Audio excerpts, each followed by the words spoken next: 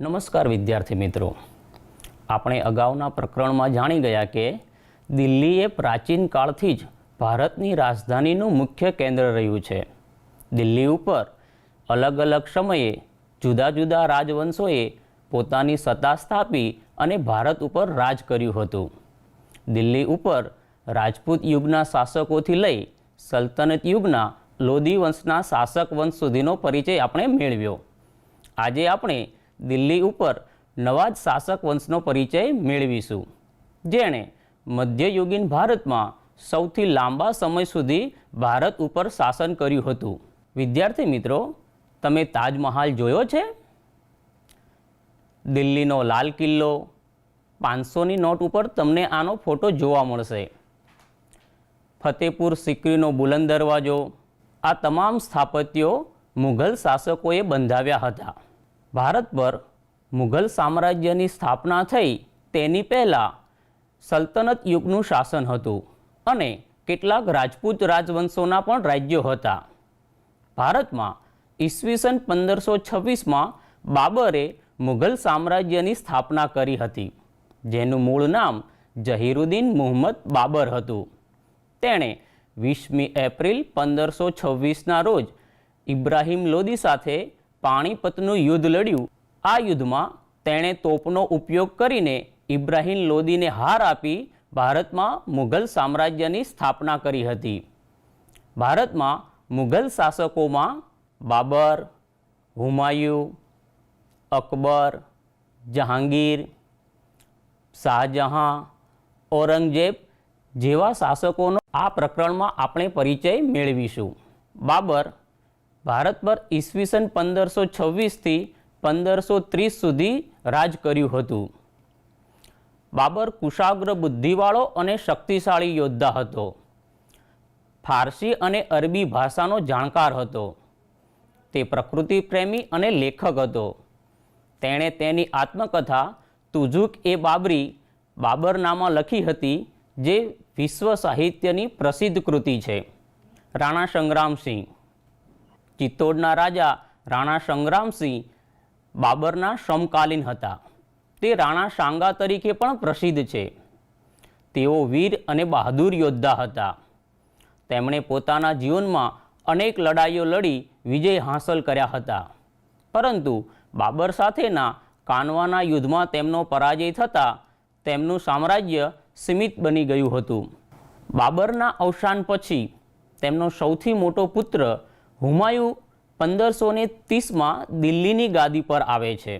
હુમાયુએ ઈસવીસન 1530થી 1540 અને 1555થી 1556 સુધી દિલ્હી પર પોતાની સત્તા સ્થાપી હતી. હુમાયુનો અર્થ નસીબદાર થાય છે, પરંતુ તેણે પોતાના જીવનમાં અનેક મુશ્કેલીનો સામનો કરવો પડ્યો હતો. હુમાયુ રાજા બન્યા બાદ તેણે ગુજરાતના રાજા બહાદુર શાહ અને બિહારના શક્તિશાળી શાસક શેરશાહ સૂરી સામે લડાઈ લડવી પડી હતી. એમાં ઈસવીસન 1540માં શેરશાહ સૂરી અને હુમાયુ વચ્ચે કનોજના યુદ્ધમાં શેરશાહ સૂરીએ હુમાયુને હાર આપી અને ભારતમાંથી કાઢી મૂક્યો હતો. આમ હુમાયુ બાદશાહમાંથી બેરોજગાર બન્યો.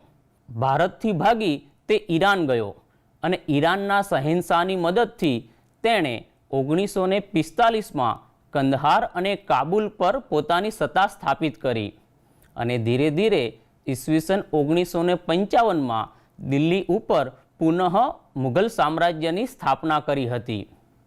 હુમાયુ પણ તેના પિતા બાબરની જેમ વાંચન લેખનનો શોખીન હતો. તેણે દિલ્હીની પાસે એક નગર વસાવ્યું હતું, જેનું નામ દીનપના નગર હતું.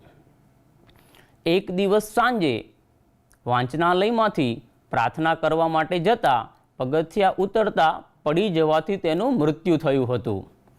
વિદ્યાર્થી મિત્રો, આપણે જોયું કે શેરશાહ સૂરીએ 1540માં કનોજના યુદ્ધમાં હુમાયુને હરવી અને દિલ્હી ઉપર સૂરવંશનું શાસન સ્થાપિત કર્યું હતું, અને જે હુમાયુએ 1555માં ફરી મુઘલ સામ્રાજ્ય સ્થાપિત કર્યું હતું. એટલે કે 1540થી 1555 સુધી આ 15 વર્ષ દિલ્હી ઉપર સૂરવંશનું શાસન હતું, જેનો સ્થાપક શેરશાહ સૂરી હતો. એક સામાન્ય સૈનિકમાંથી શહેનશાહ સુધીની સફર તેણે પોતાના જાતબળથી પ્રાપ્ત કરી હતી. શેરશાહ સૂરીએ અફઘાન વંશનો મુસ્લિમ હતો. તેનું નામ ફરીદ ખાં હતું.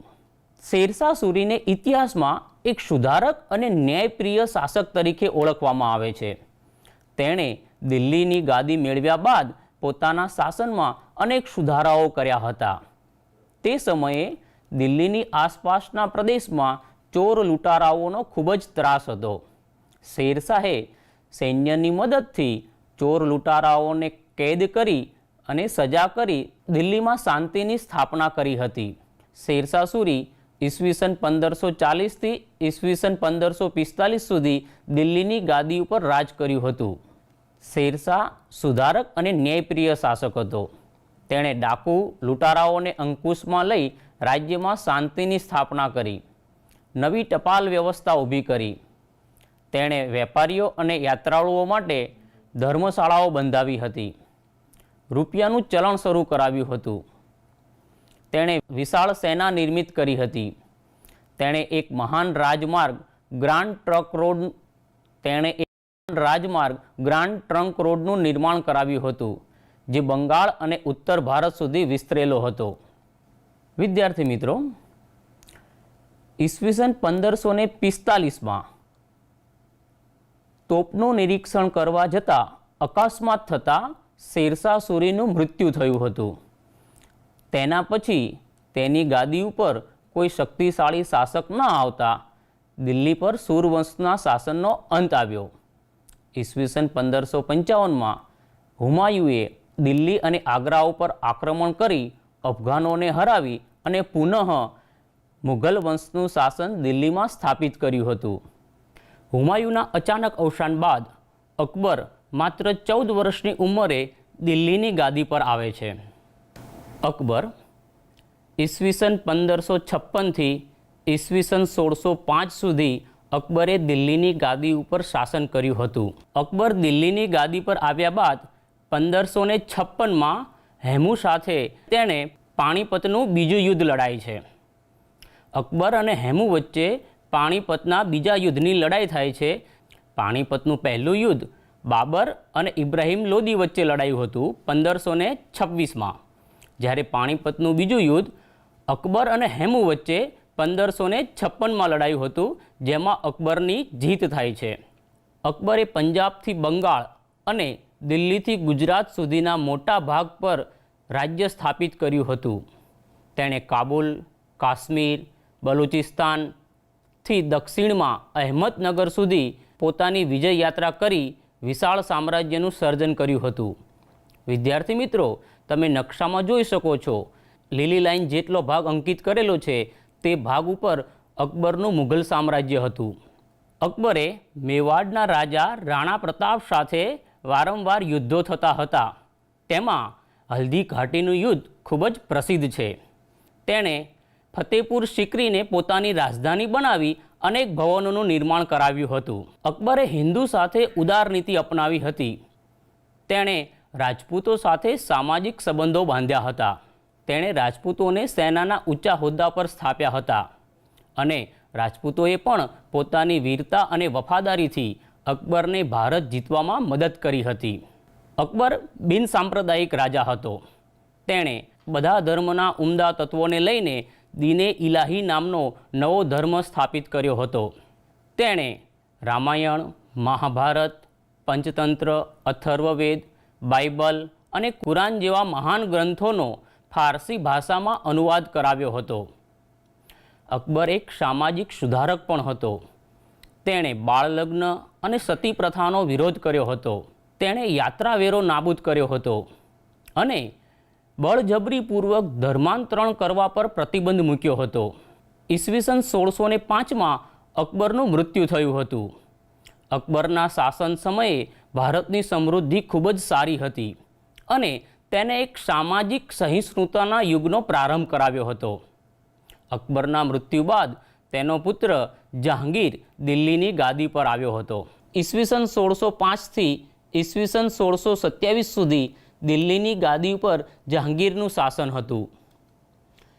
જહાંગીરે અકબરની નીતિઓ ચાલુ રાખી હિન્દુઓ સાથે સારા સંબંધો સ્થાપિત કર્યા. તેણે અસમ અને દક્ષિણ ભારતના ગોલકોંડા સુધી વિજય મેળવ્યા હતા. તેની પત્ની નૂરજહાં ચતુર અને પ્રતિભાશાળી હતી. તેણે અનેક કલાઓને પ્રોત્સાહન આપ્યું હતું. જહાંગીરના સમયમાં ચિત્રકલાનો ખૂબ જ વિકાસ થયો હતો. તે પોતે પણ મહાન ચિત્રકાર હતો. ઈસવીસન 1627માં જહાંગીરનું અવસાન થતાં તેનો પુત્ર શાહજહાં ગાદી પર આવ્યો. શાહજહાંનું હુલામણું નામ ખુરમ હતું. શાહજહાંએ ઈસવીસન 1627થી ઈસવીસન 1658 સુધી ભારત ઉપર રાજ કર્યું હતું. તે પણ તેના પિતા જેટલો જ શક્તિશાળી કલા સ્થાપત્યનો ચાહક હતો. શાહજહાંને મહેલોનો બાંધનાર કહેવામાં આવે છે. શાહજહાંના શાસનકાળ દરમિયાન અનેક સ્થાપત્યોનું નિર્માણ થયું હતું. તેની પ્રિય પત્ની મુમતાજ મહલના મૃત્યુ બાદ તેણે તેની યાદમાં તાજમહેલ બંધાવ્યો હતો. તાજમહેલ એ દુનિયાની અજાયબી ગણાય છે. શાહજહાંની તબિયત નાદુરસ્ત થતાં તેના પુત્રો વચ્ચે ગાદી વારસા માટે સંઘર્ષ શરૂ થયો. આ આંતરવિગ્રહમાં શાહજહાંના પુત્રો અંદરો અંદર લડ્યા હતા, જેમાં ઔરંગઝેબ અને શાહજહાંનો સૌથી મોટો પુત્ર દારા શિકાઓ વચ્ચે યુદ્ધ થયું. ઔરંગઝેબે પોતાના ભાઈઓને મારી, જેલની સજા કરી યા તો દેશ નિકાલ કરીને ગાદી પ્રાપ્ત કરી હતી. તેણે દારા શિકોને યુદ્ધમાં હરાવી હત્યા કરી હતી.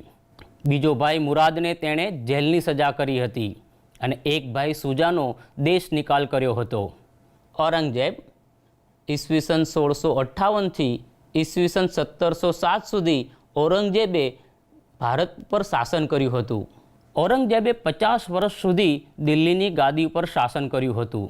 તેણે મુઘલ સામ્રાજ્યને ઉત્તરમાં કાશ્મીરથી લઈ દક્ષિણમાં ઝિંજી સુધી, પૂર્વમાં ચંટગાંવથી લઈ અને હિન્દુકુશ પર્વતમાળા સુધી મુઘલ સામ્રાજ્યનો વિસ્તાર કર્યો હતો. ઔરંગઝેબના સમયમાં મુઘલ સામ્રાજ્ય ટોચ પર હતું. તે ખૂબ જ વિશાળ સામ્રાજ્ય, ભારતનું સૌથી મોટું સામ્રાજ્ય હતું. ઔરંગઝેબ સુન્ની મુસ્લિમ હતો. તે અત્યંત સાદું જીવન જીવતો હતો. ઔરંગઝેબે અકબરની ધર્મ સહિષ્ણુ નીતિ ત્યાગી અને ધાર્મિક અસહિષ્ણુ નીતિ અપનાવી હતી. તે મૂર્તિ પૂજા, ચિત્રકલા, ઉત્સવ વિરોધી હતો. તેના સમયમાં ઘણા વિદ્રોહ થયા હતા. ઔરંગઝેબ એક ખૂબ જ શક્તિશાળી શાસક હતો. 1707માં ઔરંગઝેબનું મૃત્યુ થયું હતું. ઔરંગઝેબના મૃત્યુ બાદ ગાદી માટે કોઈ શક્તિશાળી શાસક ન મળતા મુઘલ સામ્રાજ્ય પતન તરફ વળ્યું હતું. તો વિદ્યાર્થી મિત્રો, આપણે જોઈ ગયા કે મુઘલ સામ્રાજ્યમાં બાબર, હુમાયું, અકબર, જહાંગીર, શાહજહાં અને ઔરંગઝેબ જેવા શાસકોએ શાસન કર્યું હતું અને તે સમયે ભારતની સમૃદ્ધિ અને સામાજિક સ્થિતિ ખૂબ જ સારી હતી. તો બાળ દોસ્તો, આજે આપણે મુઘલ વંશના શાસક બાબર અને હુમાયું વિશે પરિચય મેળવ્યો. હવે પછી આપણે મુઘલ વંશના અન્ય શાસકો વિશે પરિચય મેળવીશું.